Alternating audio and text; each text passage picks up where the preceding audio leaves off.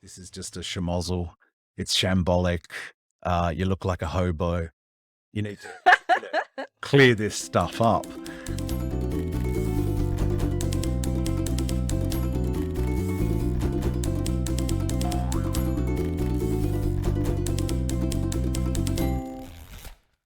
Well, good morning, everyone, and welcome to the Pleasure of the Text podcast. We are your hosts, Shannon and Gareth. Hello, And at the Shannon. pleasure, hi, Gareth, how are you? I'm well. I'm well. Just butting in. Yeah, no worries. Well, I'm sure no one has to rehear our spiel, but if they do want to, at the pleasure of the text, it is our job. No, it's our pleasure to talk about everything reading and writing. And because we honestly believe that reading and writing are not lonely pursuits. So, and what are we doing today, Gareth? Today we're talking about the epitome of not being lonely, which is going to a book club. Joining a book club.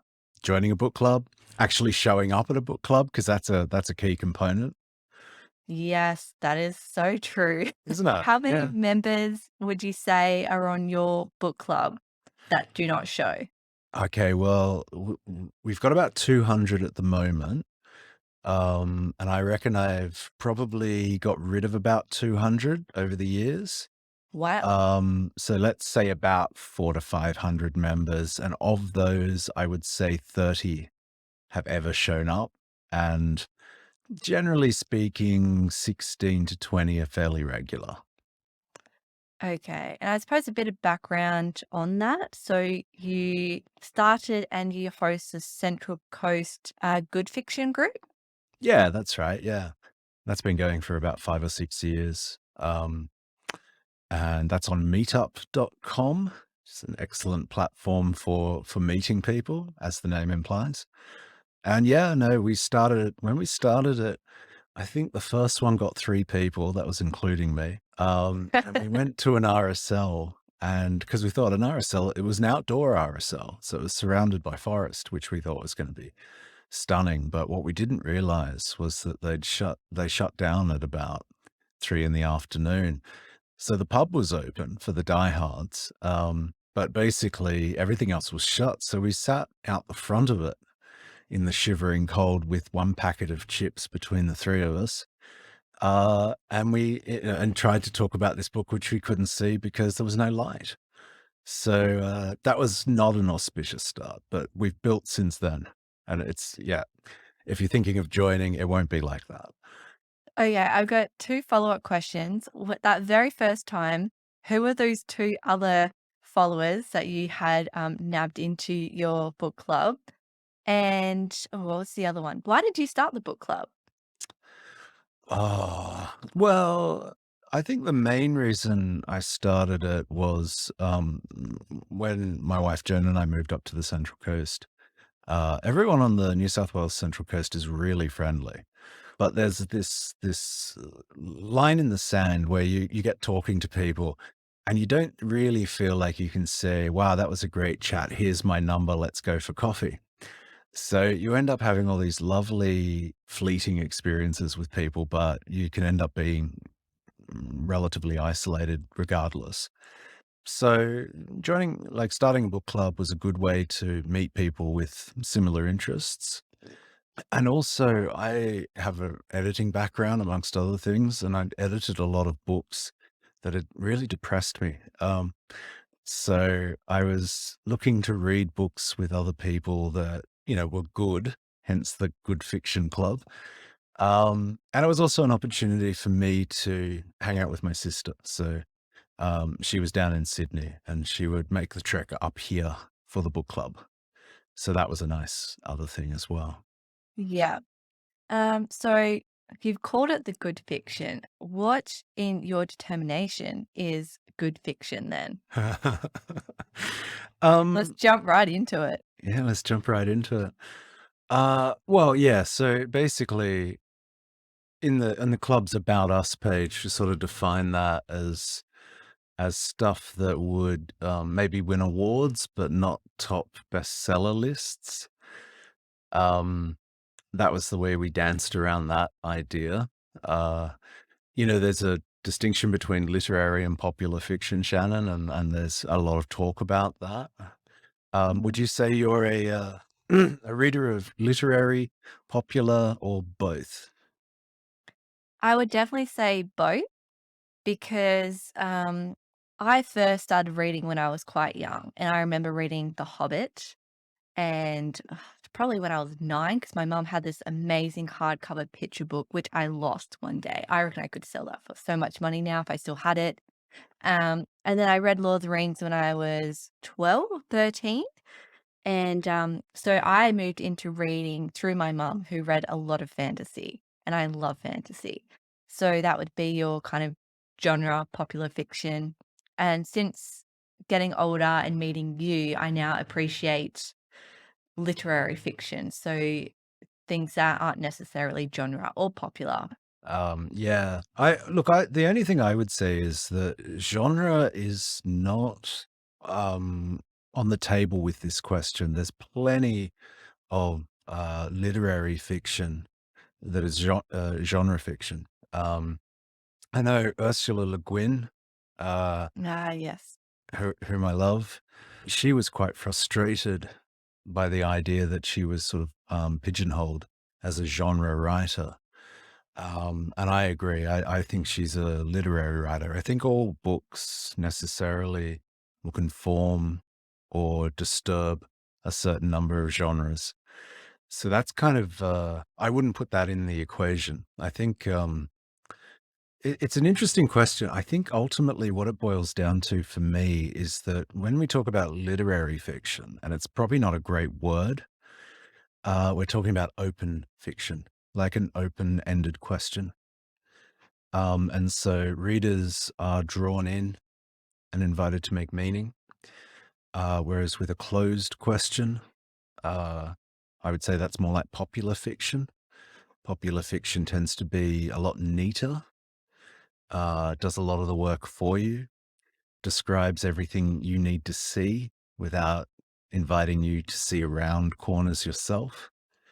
Um, and for me, I mean, it's not a snobbishness, although, I wouldn't say that I'm not a snob, a shocking snob, but in this particular instance, it's not about snobbishness. Like, if you read literary fiction so that you can feel you're better than other readers, you're not. But if you read it because you enjoy it, I think it's because it's that open-ended nature of it, and that can certainly include genre work.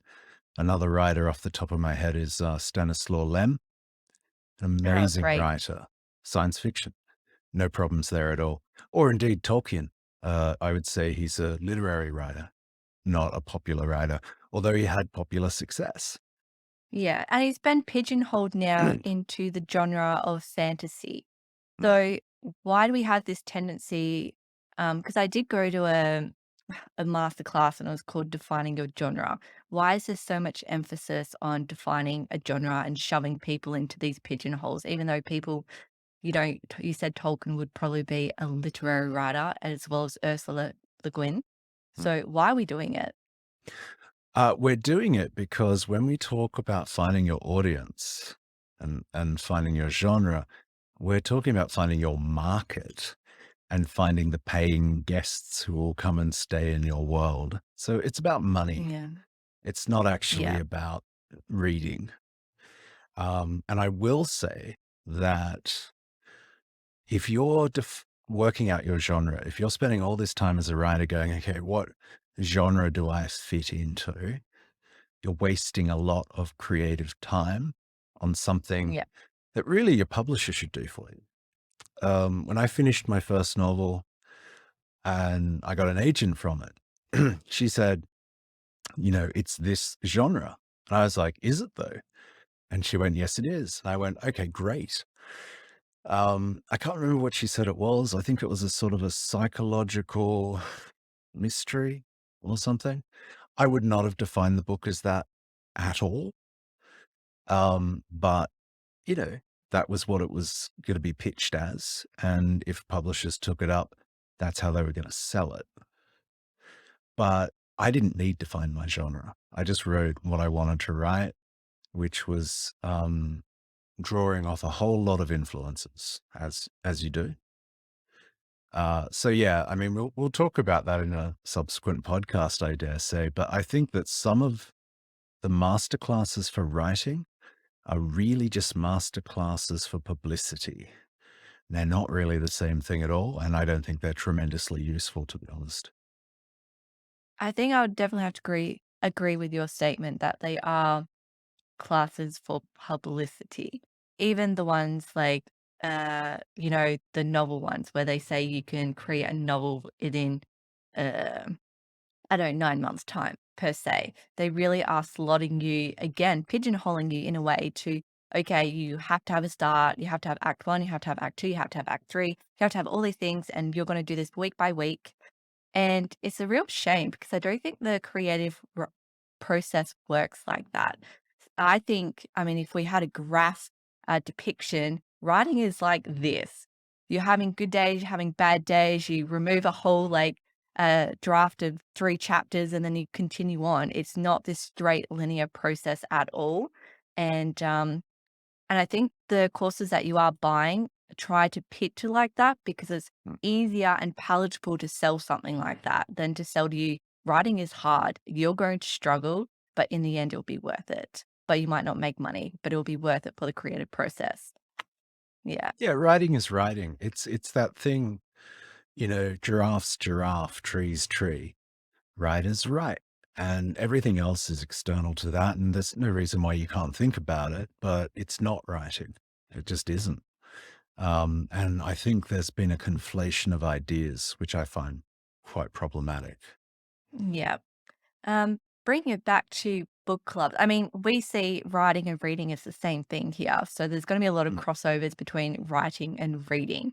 And I was going to lead on with the question is what do you think makes a successful book club? Why do your 20 to 19 members still continuously come? I have a definite answer for this. Um, what we did when we set up our book club, I had attended a few other book clubs, and one of the things I found very problematic about them was it was like being at a board meeting. There would be action points. Someone would take notes, and I was like, "Oh, this is really dull." So when I started it, I thought, you know what we're going to do is we're gonna like maybe drink coffee, maybe go for beers, and maybe not Yeah, even end yeah. up talking about the book, right? Like who knows? Who knows what's going to happen? If Hmm. you're having a good conversation and you just start, rattling on about Tolkien, then the whole thing gets hijacked, but you're having a good time. So that was the first thing, and we've had members come in here and there who've said this is just a schmozzle, it's shambolic, you look like a hobo, you need to you know clear this stuff up. But I never do, because the sort of people it attracts are looking for similar things to what I'm looking for, which is a good time, good conversation, and some sort of liquid refreshment. So that's one of the things. The other thing is that we don't do popular fiction, and one of the things you find with popular fiction is people who love it, but they love specific types. So when you start delving around into different kinds of popular fiction, you'll find that you lose a lot of people. But because we focus on literary fiction for the most part, or popular fiction that has ascended into the heights of literary fiction, like someone like Ian Fleming, for example, who's kind of was considered very low rent in his day, but compared to the modern scene, now seems, like a master, Dostoevsky of his time. So we let everyone pick books. It's a very democratic structure for the most part. Yeah. And we do polls occasionally. But because we let everyone pick books, we get very different kinds of books. And we tend to have reactions too. So, you sort of go, wow, we've had 3 male authors in a row and they've all been white. Let's cut that noise out and get ourselves, a black female author. Now, who's around? What can we find? And so it's great because you end up reading things you wouldn't necessarily read for reasons you wouldn't. I don't look at my bookshelf and go, okay, when was the last time I read a Hungarian writer? I better get onto that. You don't make those decisions, but as a collective, you kind of do. Um, Yeah. so that's good too. It broadens what you read. I think that's it. And Yeah. we have a lot of laughs. We have a really Yeah. nice time. It's relaxed. Yeah. And I think that follows on with my experience joining book clubs. The first one I joined was when I first moved to Newcastle, which is near Sydney Central Coast area. And I just wanted to go out and make some friends. And hey, I love reading. And it very much was what you described. We went into one of those, not gambling places, but that support returning servicemen. Ourselves, Oh, yeah, another RSL. another Yep, looked that RSL. up. Where else would you go? And yeah, Not a and, library, not a cafe, an RSL. yeah, an RSL, and there was an element of, liquid lubrication, so you can get a hot chocolate, which is what I ended up getting. But the book that we read was The Restorer by Michael Sala, which I never would have picked up anyway. So it definitely has the element of reading something you would not veer towards. And, you're broadening horizons doing that, which is great. But it was people had notepads, and there was a woman reading from a list of questions that we should answer about this book. And I felt very much like I was back in an English class in year 11 or 12 about to sit my like TER exams. And I did not go back. That was one example. And then the other one is that, these things should be fun. You should be broadening your reading horizons. You should be finding authors that you might not necessarily have engaged with previously, but it really needs to be fun. And my friend made a book club called the Tiger Book Club. Can I show the bookmark again? Yes, please.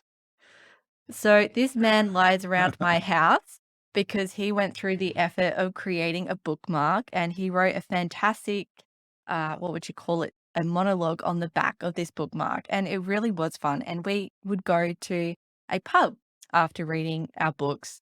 We might talk about it for 10, 20 minutes. If there was disagreements, then we would go longer. But it really was just a great time to catch up, have a good meal, have a drink. And the only gripe with that one was it could you call them book club books? It was just books that come out, on a list almost. We used to pick the books as well, but we had The Midnight Library by Matt Haig, Eleanor Oliphant, It's Completely Fine by Gail Honeyman, until some of us recommended something different, but those books were very not in my, um not something that I particularly enjoy.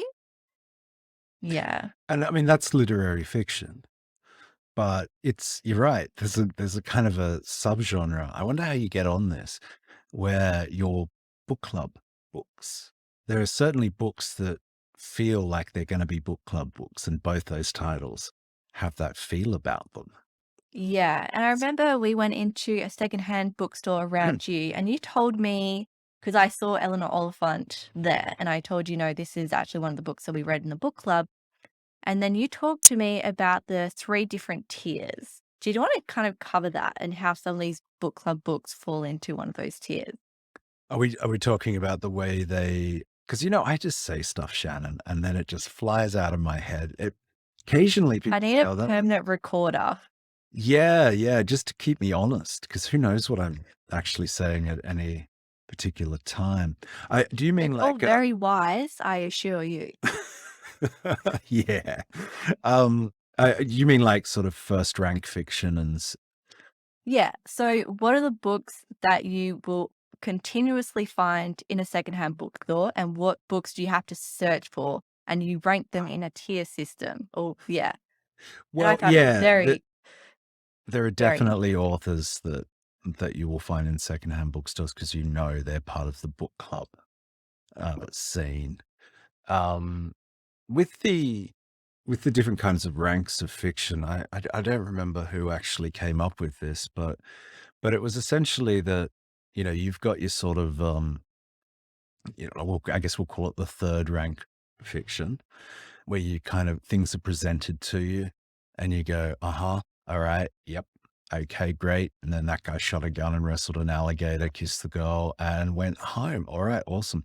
So that's kind of third rank fiction. and it doesn't really happen to you, if that makes sense. And Yeah. that's a Okay. story is what happens to a reader. So, And I agree with you there because those are the books that don't stay on my bookshelf in a year or two's time. It's not something that I'm going to keep with me.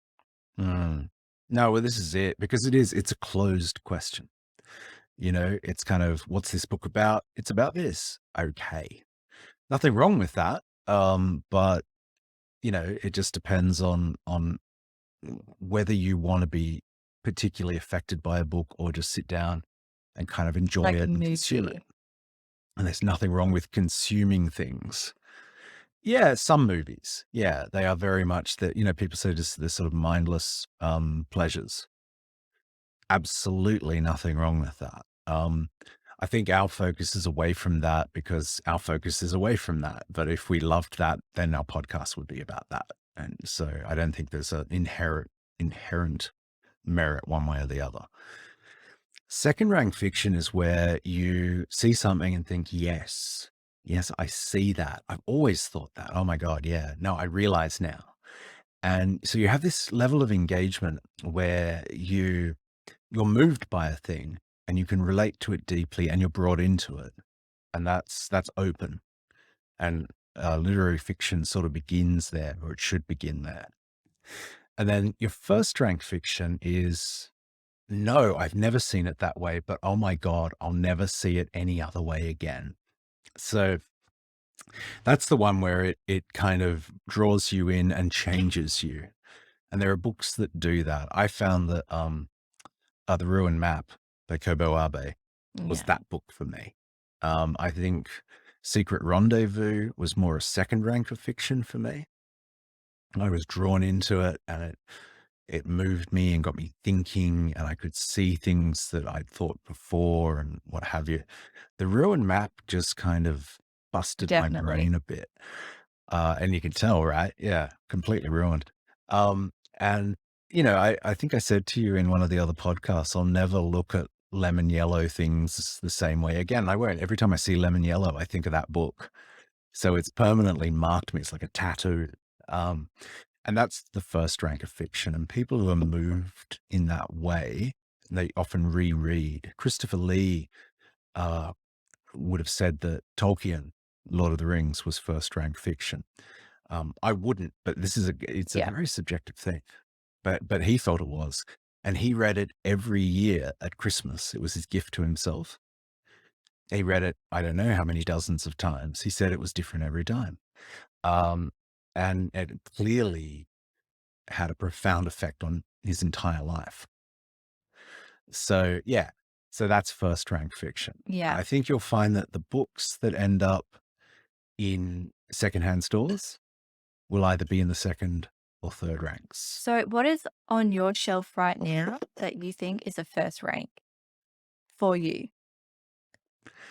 Um, well, I'll tell you two titles that I didn't expect were going to affect me as much as they did from my book club.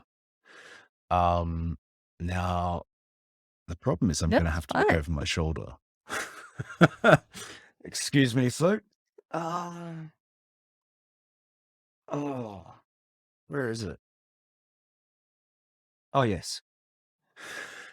Found it on the shelf. Bel Canto by Anne Patchett.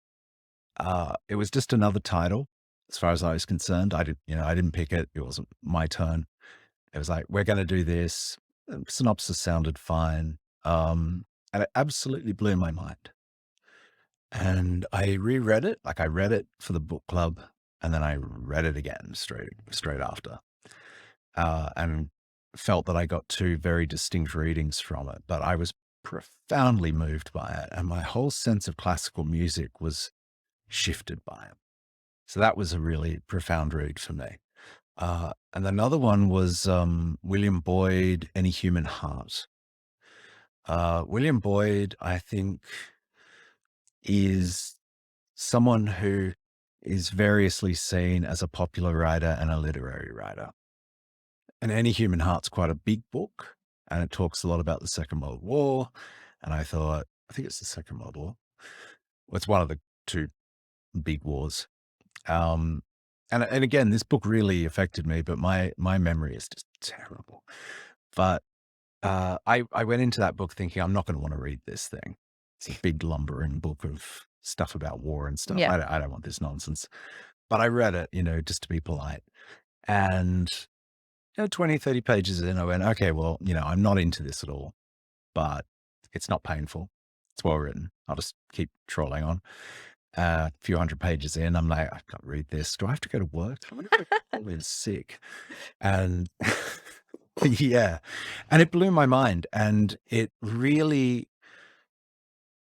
changed my sense of aging. That was the thing that it really disturbed for me, and it's defined some of what I personally think about aging now. So it's just things like that. I don't think it'll be that easy to find either of those books, on a secondhand shelf. And then writers like Stanislaw Lem, anyone who's ever read his work will typically go, "Oh my God, it's changed my life." And they don't give them up. They Mm. remain on their shelves. So it is personal Yeah. to some extent, but not entirely. There are definitely writers that achieve this. What about you? Do you think can you think of any first rank Yes. Um, pieces of fiction that, I can think there was one that I recently recollected from home, and this was through a scholastic program when I was in primary school.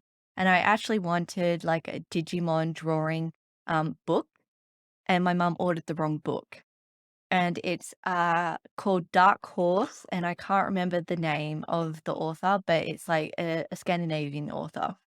Very short, and the story covers, this kind of, uh, like a tribe. They find a girl that was living with wolves, and they bring her in. And this book, I can't even tell you how, but it significantly changed the way it changed something about me, and I've always thought about this book, and I'm moving to Portugal soon, and this book is something that's gonna go with me.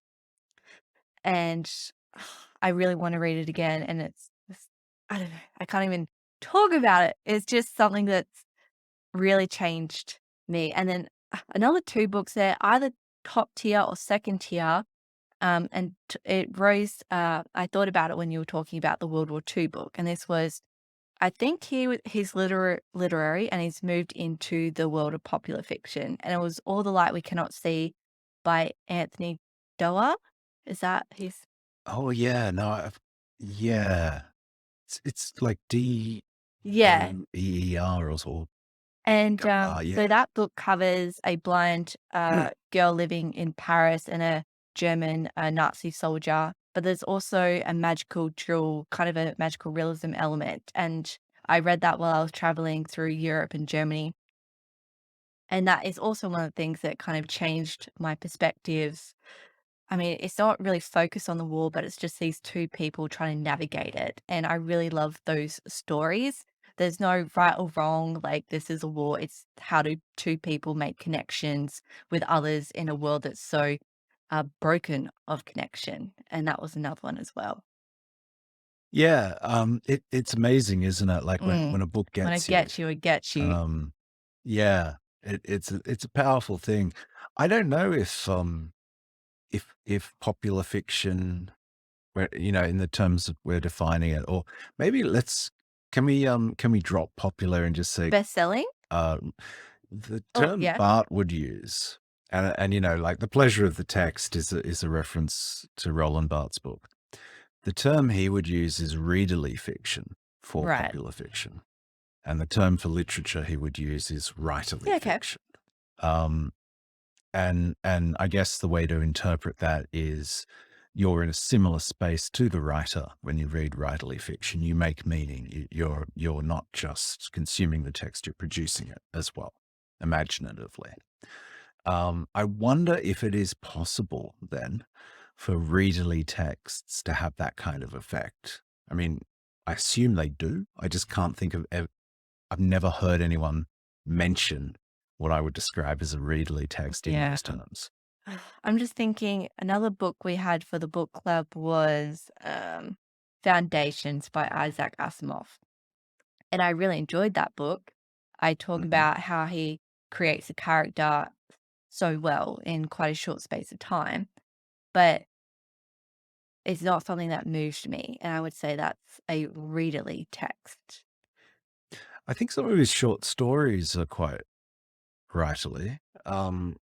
The I mean, A Asimov created our concept of Yeah. robotics to a large People extent. still quote his rules Yeah, today. his three rules of robotics, and yeah, yeah, a fiction writer came Mm. up with that. So there's a little thing And for our listeners to remember: fiction writers that did is change the true. world. So you've got a book club. I'm part of a book club that is kind of still happening, not really. Can you think of any other examples of big book clubs or famous book club? Oh my gosh, yes, yes. I did Yeah. research, of course. Um, oh yeah, no, I always come prepared. Yeah, there's a few actually, and I thought I'd just run through them because it's really interesting. When people try to define, when book clubs began, they really reach. So, for example, Socratic circles described as potentially the first kind of book club, and certainly we got the Socratic dialogues out of them, which you can read. And I guess that would be a fun thing to do. Maybe not so much in a book club, but in a philosophy circle at the very least. So that was sort of seen as the first kind of book club. Citizens getting together in a circle, perhaps imbibing something or other and discussing Yeah. ideas. Not so much books, but ideas. Um, and then I found out that, I don't know a lot about American history. I've got to be really honest about that. But the Junto Club, I think that's how you say it, Junto, the Junto Club, founded by Benjamin Franklin in 1727. And I was really impressed by this. So it was a Philadelphia-based club, mostly made up of tradesmen and artisans, discussing morals, politics, and natural philosophy. So again, not so much books per se, but ideas. And they would get together every Friday evening, because there were no movies, keep in mind, in 1727, so there was not the Friday night film. They would get together. They got together for nearly 40 years, so it almost ran until the 1770s, Yeah. which is pretty impressive. But what I like about this club is that it eventually a new branch was created, which became the American Philosophical Society, which still exists. But what I really like about this club is that they would use it as a platform for social projects. So, for example, the first lending library in America was the brainchild Oh, no of way. Junto Club. Isn't that amazing? Pennsylvania Hospital and the University of Pennsylvania were all projects that they embarked upon. But I thought it was really interesting that they were the first. They helped create the first Does lending that make the library. University of Pennsylvania one of the first universities in America? I, I would have thought so. But again, my knowledge of American history is bad. So if we Oh, have we any do have an American American listeners, listener. please, Yeah. oh, do we? Tell me more, So Shannon. Tell me more. this will be our fifth week podcasting, but we have a dedicated American listener who's listened to all four podcasts that have been released, and I'm assuming he'll listen to this one as well, which is really exciting. So get in contact with us and let us know if the University of Pennsylvania is the first university, thanks to this book club, the Junto Book Club. Yes, please do, American listener. I hope you're not hate listening, because we're very excited that you're listening to us.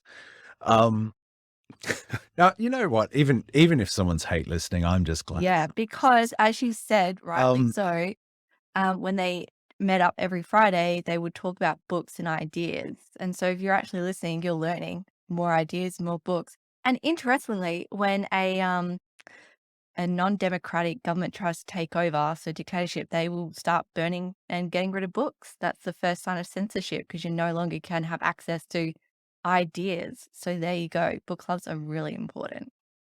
oh God, they really are. Absolutely. And it actually would be really interesting to do a censored book club. I mean, it would have a limited lifespan, but there have been quite a few books that have been either banned Yeah. or censored. That would That'd be be a my great next podcast to do. project. Wouldn't it? Maybe Yeah. censored books. Let's get that, or banned books. That's And just FYI, I um, do not live in the Book of the Brisbane Month if we're Club. doing the censoring podcast. All right. Yeah. Although, the political scene in Queensland during the 1970s was what was the spur for Australian punk music. Really? It was a reaction to the oppressive political uh, scene in Queensland at the time. So, your dictators, your authoritarian figures, they do have their value. They can bring about some wonderful Very reactions. artistic reactions. Absolutely. Like the Saints. I don't know if the Saints were Queensland based. I think they were. But yeah, the Saints, fantastic band. Check them out. Anyway, Book of the Month Club. This is another one that I thought was interesting. Now, again, it's not strictly speaking a book club in the sense that we're talking about, but it was a mail order business founded by Harry Sherman in 1926. And the following year, now take note of this, Shannon, the following year, the Book of the Month Club had over 60,000 subscribers. So we have a bit of work to do um, to get up Mhm. from our current numbers. And one of the interesting things was the critics hated it. They, the sort of intelligentsia, to which I aspire, were very damning. You've got a Of the long Book way of to the go, Month you Club. hobo. But right, clean yourself up. But like they were putting out titles like Ernest Hemingway's A Farewell to Arms, Gone with the Wind by Margaret Mitchell, The Grapes of Wrath, To Kill a Mockingbird, etc., etc. So these books would show up on people's doorsteps, and that's a kind of a powerful thing. I don't know about you, but I do a lot of online book shopping. A little shout out to Boomerang And Books and also bookshop.org. Yeah. bookshop.org. Because it is nice, isn't it, to get like a book on your doorstep? It's an And is invitation to this the chat. one they used to send chocolates as well with the book? In their earlier iteration, yeah, they threw in some chocolates. So maybe every 100th subscriber will send them like a Mars bar or something. Because Yeah. they're pretty good. Book of the Month Club's still around. It's got over 1 million subscribers. And Harry Sherman is considered the father of the mail order business, for whatever that means. A few more just I'll throw at you. The Bloomsbury Group, which included Virginia Woolf and E.M. Forster. John Maynard Keynes, the Oh, economist, was part of interesting. that group. So they had some, yeah. Clive and Vanessa Bell, critic and painter, respectively. You had the Stratford-on-Odeon group, which included Ernest Hemingway, James Joyce, F. Scott Fitzgerald, and Gertrude Stein. The Inklings, because we're talking about Tolkien. I don't really know many of the Inklings, but the one that really jumps out at me is C.S. Lewis. So they were in the same book club, sort of working towards their own fantasy books. And now I found this fascinating thing. Have you heard of Margaret Fuller? Is she a cookbook author? You're Oh, thinking yes, I Margaret am. Okay. Fulton Yeah, is continue. also excellent. Margaret Fuller. I just thought this was fascinating. I'm just going to read you this. This is from historyofinformation.com. How's that for a generic sounding place to find out stuff? Historyofinformation.com. So anyway, yes, she holds the first of her conversations in 1839. November the 6th, 1839. American journalist, editor, critic, and translator Margaret Fuller held the first of her conversations, a series of discussions intended to compensate for the lack of women's education, with discussions and debates focused on subjects including the fine arts, history, mythology, literature, and nature. By serving as the nucleus of conversation, Fuller intended to answer the great questions facing women and encourage women to question, to define, to state, and to examine their opinions. She asked her participants, "What were we born to do? How shall we do it?" Which so few ever propose to themselves till their best years are gone by. These gatherings have been called the first woman's book club in the US. So that was 1839. And I thought, she's a really interesting person, particularly for the era. She was a very liberated woman, and I was kind of embarrassed I didn't I'm know who she embarrassed now. was. I thought she was a cooker. Yeah, well, Margaret Fulton's not bad though. If people don't know who she is, her cookbook Yeah, is a I life have it. changer. Many a recipe drawn from there. But Fuller is interesting because I think between Fuller and Benjamin Franklin, we have another figure, which would be Oprah Winfrey. I'm Yeah. making the big call here. But I think there's a line that runs down from both Benjamin Franklin and Margaret Fuller that leads to Oprah Winfrey and her book club. Now, people will say Oprah's book club, oh my God, terrible thing. And the critics did, they were like, . And so there's a bit of a pattern there also with the Book of the Month Club. The critics said, this is schmaltz. This woman, what does she know about books? However, again, the kinds of books that she was promoting were really quality books. And obviously, she had an incredible reach as a personality. Her book club started in Yeah. 1996. And in the first 3 years, each book she chose averaged sales of 1.4 million Wow. copies each. So I guess the lesson here, Shannon, is that we Get really on that need list. to get her on board this podcast. But yeah, like she was doing stuff like Tolstoy's Anna Karenina, William Faulkner's The Sound and the Fury, Maya Angelou's The Heart of a Woman. These are not trashy books. So, but again, I think the critics kind of misunderstood what she was doing. Toni Morrison, who's someone to listen to, she called it a reading revolution. Yeah. And something that Oprah said, and I was quoting Oprah, It's why you're something that so Oprah wise. said that I thought was really interesting, right? She talks about book clubs in civic terms, and it reminded me of Benjamin Franklin in that way. A quote from her is, quote, "Getting my library card was like citizenship. It was like American citizenship." She said that in an interview with Life magazine in 1997, presumably when they were asking her, why are you doing a book club?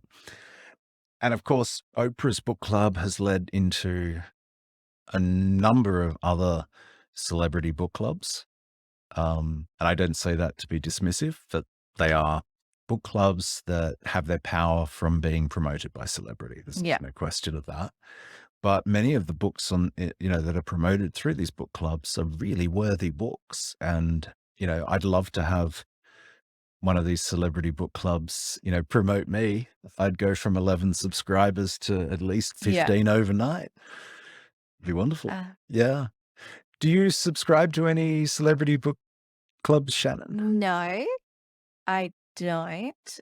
But I do keep track of, oh, maybe it's not a book club, but I do keep track of Barack Obama's reading list. So he's recently released his summer reading list, which was very interesting. There was a great mix of authors of all kinds.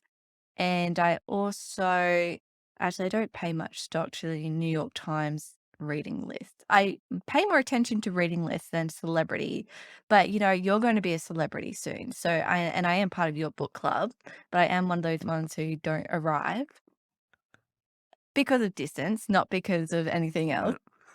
So yeah, I am part of a celebrity book club. Well, that's very flattering. Um, You don't know what to ah, say. I'm all flushed now. I don't know what to say. I do know what to say, actually. I want to tell you about the Algonquin Round Table before we sort of start talking about, because I've been chucking all this information at you, and we're going to have to synthesize it and make something of it. But I really want to tell you about the Algonquin Round Table And I really want to hear about it. because I consider it, well, don't we all? I consider it a book club. Now, I don't know that everyone would. But I'll again now I've gone deep on this one. I've gone all the way to Wikipedia to get my quotes for this one. Shout out to Yep. Wikipedia, thank you very much.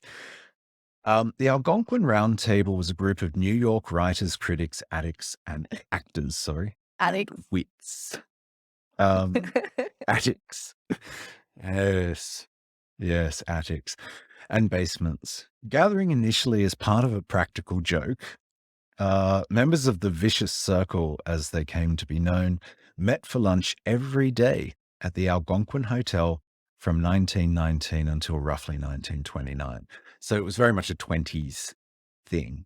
And basically, at these luncheons, they just ripped the shit out of each other. That was basically what they were doing. They do a bit of gambling and just having a laugh, drinking a lot of moonshine, I dare say, and yeah, just cracking wise. So the reason why I see them as a book club is most of them were writers, but they didn't approach it like a writing group because they approached each other like readers, I think, in that they offered very subjective feedback, sometimes very unkind feedback. Um, but as I understand it, very funny feedback. And I believe at one point, there was a journalist who used to come along and just write down what they were saying because it was so quotable. So, in addition to the daily luncheons, the members of the table would work and associate with each other quite a bit. They were like a tribe, if you like. They'd play a lot of games like cribbage and poker and charades. But the one that I think is amazing is the I can give you a sentence game. So, for example, Dorothy Parker was given the word horticulture and she had to make a sentence out of it. And the sentence is this quote, "You can lead a horticulture, but you can't make her think." Right. Yeah. So hopefully no one's offended by that. I didn't say it. Dorothy Parker said it. I'm just quoting her. Yeah. Um, So charter members of the Vicious Circle included Alexander Walcott, the critic and journalist, and it was Walcott. He was the subject of the practical joke that formed it. I mentioned Dorothy Parker, Robert Benchley, who was a humorist. I really like Robert Benchley. Robert E. Sherwood, and then you had occasional members like Tallulah Bankhead, Noel Coward, Edna Ferber, and Harpo Marx, amongst others. That's So a good collection of people to have in your book club. the who's who of the 1920s, really. Back when books were more appreciated. Well, yeah, exactly, exactly. Uh, now I'm a massive Dorothy Parker fan. But besides writing poems and short stories, she was also a critic. She wrote some absolutely savage reviews of things. We might One of my favorite was Winnie the Pooh. Winnie the Pooh, yeah, the Tonstant Weeder. We might stick that in the show notes or something. That Oh review. yeah, I we That's definitely will. that's pretty funny. I wanted to actually play you clip of Dorothy Parker reading one of her poems, a very famous poem called Resume. And I'll just play that now. Razors pain you, rivers are damp, acid stain you, and drugs cause cramp. Guns aren't lawful, nooses give, gas smells awful. You might as well live. So yeah, that's pretty savage. Very much her mindset, I think. She was known to be quite depressed a lot of the time, as well as like completely loaded. So yeah, that's Dorothy Parker, and Robert Benchley is a really interesting character, and I think he's really underappreciated. And so I just wanted to read you just a little bit of one of his pieces. So he's a humorist. He'd write short essays. This one's called "Why We Laugh, or Do We?" Uh, and it begins, "In order to laugh at something, it is necessary, one, to know what you are laughing at, two, to know why you are laughing, three, to ask some people why they think you're laughing, four, to jot down a few notes, five, to laugh. Even then, the thing may not be cleared up for days. All laughter is merely a compensatory reflex to take the place of sneezing. What we really want to do is sneeze. But as that is not always possible, we laugh instead. Analyze any funny story or comic situation at which we laugh, and it will be seen that this theory is correct. Incidentally, by the time you have the humor analyzed, it will be found that the necessity for laughing has been relieved. So yeah, I just really love Benchley. He's exactly the sort of person you would want to have lunch with, I think. And I think, if I could do anything besides what I'm doing, I think going back in time and just popping in to have lunch with the regular members of the Algonquin Table would be extremely high on my list. Yeah. So what do you think? So I've been talking about clubs. None of them have really, well, with a couple of exceptions, none of them have really, though, been dedicated book clubs. They've been about other things. What do you make of that? Going back to Roland Barthes' definition is, you've got your writerly text and then you've got your readerly text. And I think one of the reasons why a lot of these book clubs aren't just dedicated book clubs is because in order to engage with a writerly text, you need to live.